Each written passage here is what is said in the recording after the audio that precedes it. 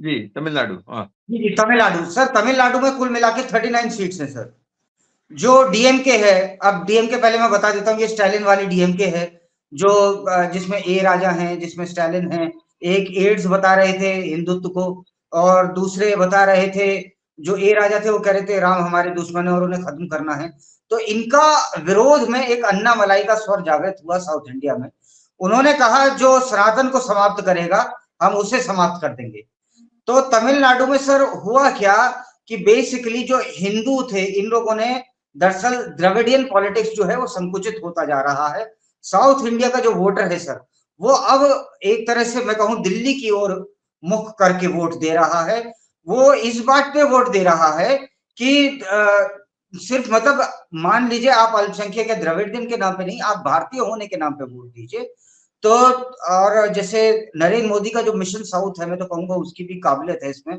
जैसे सेंगोल का था, वो कह रहे थे सेंगोल की क्या जरूरत है नए पार्लियामेंट में, और राम मंदिर के वक्त में मोदी कहाँ कहाँ नहीं गए आप देखिए।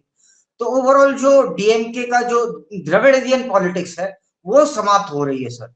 अब इसमें हुआ क्या है, नेट रिजल्ट जो है, जो चुनाव के नतीजों में जो आंकड़े बता रहे हैं, वो प्रिडिक्टेड ये है सर, डीएमके 16 से 18 लोकसभा सीट्स के बीच में ला सकती है।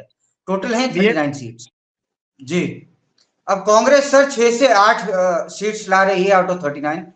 एआईएडीएमके जो कि जयललिता, जिसकी कभी जयललिता उसकी कहूं अध्यक्ष हुआ करती थी, एआईएडीएमके का 0 से 1 के बीच में ला सकती है सीटें। और भारतीय जनता पार्टी ने यहाँ पे प्रेजेंस दर्ज कराना, ये भी भारतीय जनता पार्टी के लिए बहुत बड़ी बात है। वो 5 से 7 सीटें ला रही है सर। अदर्स 5 से 10 ला रहे हैं और ये बहुत बड़ा वेरिएंट है।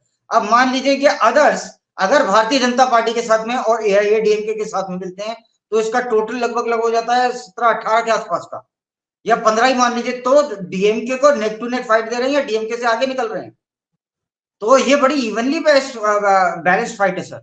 ऐसा नहीं है कि साउथ इंडिया में से, अगर मैं आपको याद दिलाऊं, कांग्रेस ने एक बात कही थी कि नॉर्थ इंडिया में हाफ और साउथ में साफ। अब मुझे तो उल्टा ही कुछ होता दिखाई दे रहा है कि साउथ इंडिया में हाफ और नॉर्थ इंडिया से साफ।